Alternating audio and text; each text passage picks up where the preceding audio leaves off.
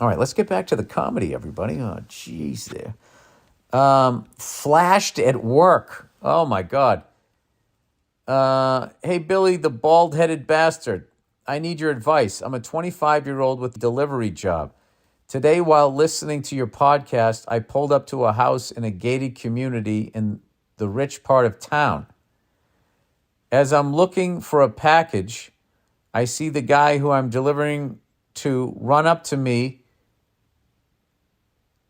I guess I'm supposed to say in his boxers. I know, super weird. All I wanted to do was try to find this fast as I can so I can get out of there. As I'm grabbing the package, I see him fiddling with his dick a little. Disgusting. As I go to roll down the window to hand it to him because he was close enough to the door that I can't open it. And what do you know? His 65-year-old dick pops out. All I could say to him was, what the fuck, dude? I've seen a lot of weird shit when I'm out delivering, but nothing like this. This is just one of the reasons why I hate my job, and I'm kind of to the breaking point. Yeah, I would think a fucking 65-year-old dick. Good Lord. Some Vietnam-era dick flashing in your face. Yeah, that would be annoying. I'm a college student, so I know this is only temporary, but I'm not sure I can take it anymore. If you were in my shoes, what would you do? Would you stick around knowing you only have a year left in school, or would you quit to find a new job? Please come to Boise on your next tour. I'm going there. Thanks and go fuck yourself.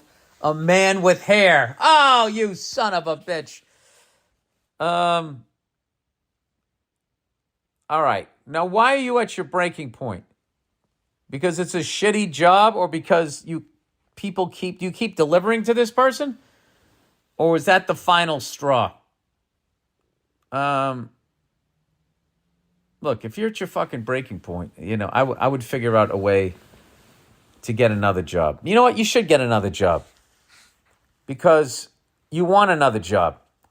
And this is kind of a good moment in life where things aren't going the way you want it to go, and you need to build the right muscle memory here, which is if you're in something that isn't working for you, you take the positive steps to get out of that situation. So you're only 25 years old. So I think walking away from this job and finding another one is not going to financially ruin you. It's not going to hurt you one way or the other. And I think, you went out there, you didn't like the job, and then some 65-year-old guy shook his fucking dick in your face or whatever happened. Yeah, I think, the line, I would say the line was there and he went over it. And, that's a good thing. Because I can tell you what I would have done at your age is I wouldn't have done anything. I would have continued to work there. Now, if I had to deliver another package to the guy, I'd have the package ready, and what I would do is as I was driving up, I would frisbee it out at him. As I was like, all right. That's how I would handle that. But I think it's a really good thing for you as a person to have boundaries. I think everybody should have those. And you just have lines like, hey, this is the deal. If you do this, this, and this, I'm cool. If you do any of these things, I'm out. And then you stick to it. So it sounds like you're resigning yourself to a year of fucking misery. I don't want to jinx you, but I feel like what can be worse than a job you hate and then some guy shaking his fucking dick at you? I mean, there's got to be a better job than that out there, I would think.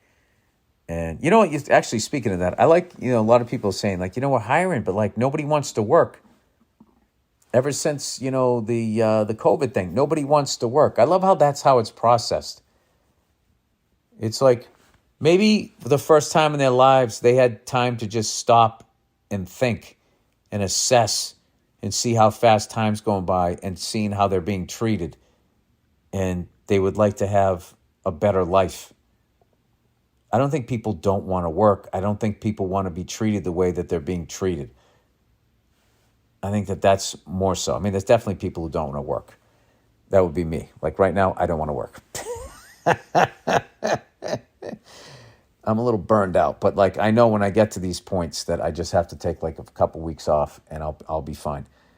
But like I don't think that people like literally don't want to work. Oh, and there's something else I wanted to post out here. There's some question that they're voting on, like vote no on 27 or 29 or something like that.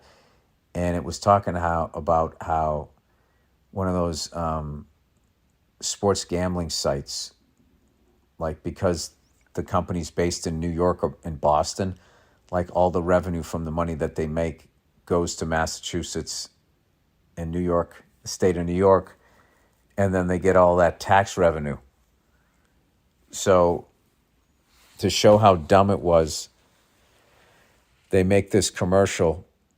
They're going like, yeah, do you know that all the gambling money goes to blah blah blah, goes to Boston and New York, and then they just have like these actors playing like Joe Sixpack, people from Boston and New York, like, oh, how dumb are they in California?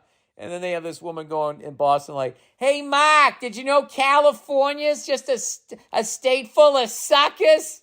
And they got this guy in front of Fenway Park, like jumping up and down, like acting as though they get the money. Like the people the people of Massachusetts, the people of New York get the money. They don't. The governments get the money. And then the people that get the politicians into the office and get their projects to go through and overcharge and all of that, they get the fucking money. I got to post that commercial because the lady actually, she looks like, when I was growing up, some fucking disheveled woman from Dorchester. Or maybe up on the North Shore. All right, that is the podcast, everybody. Stomach's growling here. I got to get something to eat over there. Enjoy your week. Don't take your dick out and shake it at somebody. If you employ people, treat them as human beings. Please don't replace them with robots. And I don't know. I got nothing for you. Go fuck yourselves. I'll check in on you on Thursday. And from what I heard, because my center ice package isn't fucking working, the Boston Bruins have their best start in franchise history. And Brad Marchand came back 6 weeks early. I'm loving it. All right. That's it. I'll talk to you later.